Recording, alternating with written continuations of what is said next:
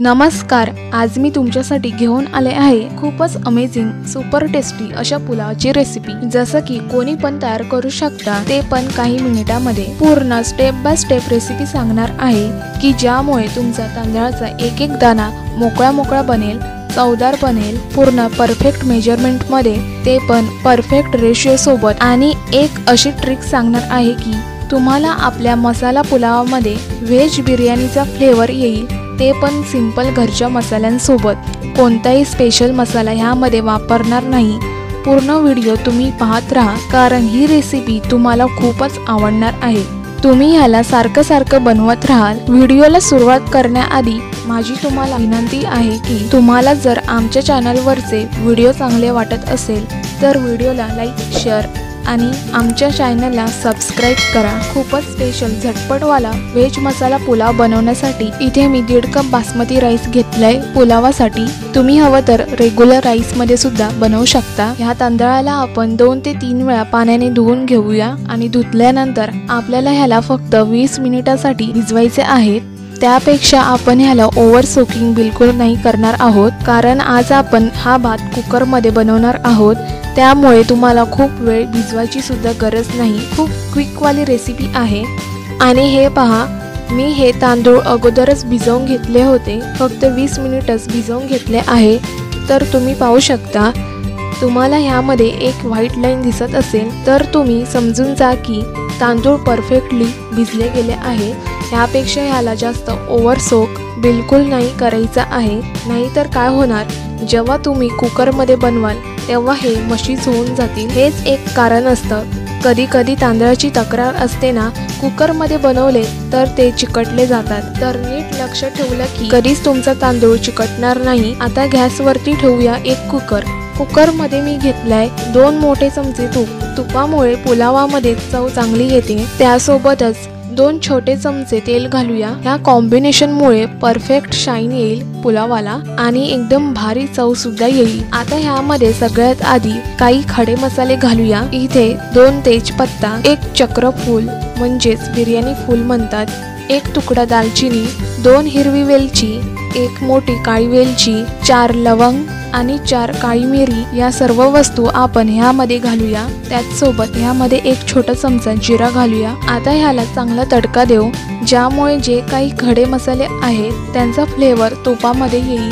चांगलासा तडका दिल्यानंतर ह्यामध्ये घालूया 1 उभा पातळ कापलेला कांदा। कांदा ह्यामध्ये घातल्यानंतर हाय फ्लेमवर गॅस ठेवून परतून घेऊ।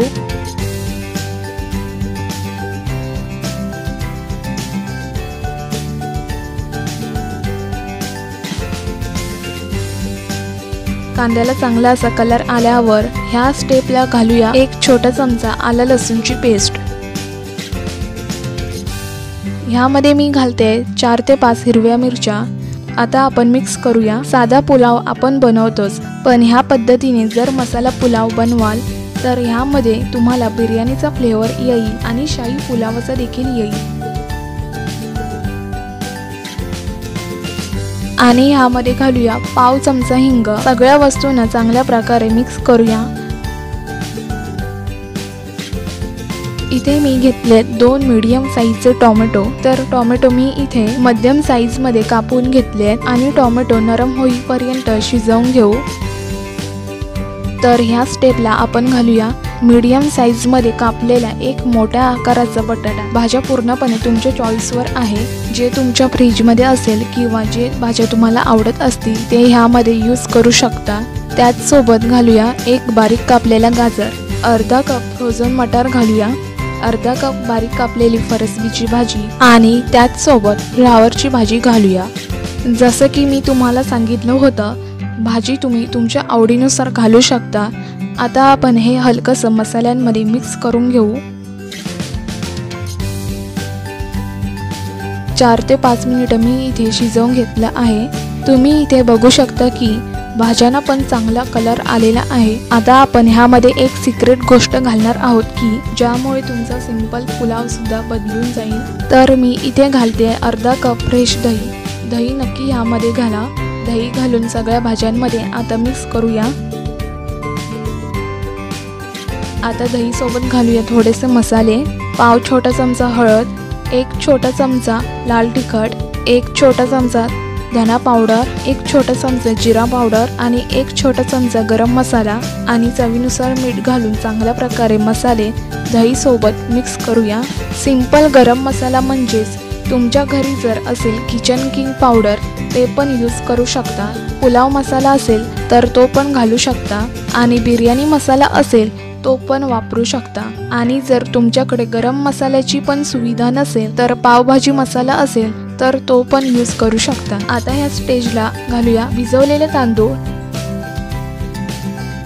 1 मिनिट तांदळाला सुद्धा मिक्स करून घेऊ, पण हलक्या हाताने मिक्स करून घ्यायचं आहे।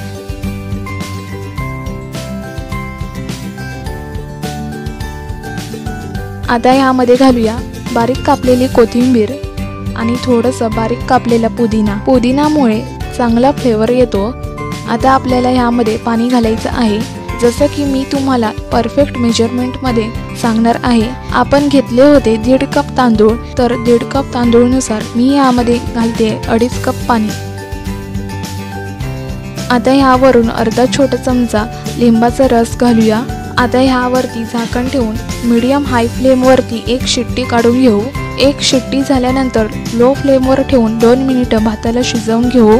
जेव्हा 2 मिनिटं शिजवून घेऊ तेव्हाच आपण गॅस बंद करूया। आता आपण झाकण ओपन करून पाहूया, तर तुम्ही इथे बघू शकता की आपला सुपर टेस्टी मसाला पुलाव तयार आहे। हा पुलाव तुम्ही नक्की ट्राय करून बघा आणि जर तुम्हाला आजचा व्हिडिओ आवडला असेल तर आजच्या व्हिडिओला जास्तीत जास्त लाईक आणि जास्तीत जास्त लोकांना शेअर करा। तसेच जर तुम्ही आमच्या चॅनलवरती नवीन असाल तर आमच्या चॅनलला सबस्क्राईब करा आणि बाजूला बेल आयकॉनला क्लिक करा, जेणेकरून तुम्हाला आमच्या व्हिडिओचे नोटिफिकेशन सगळ्यात आधी मिळतील।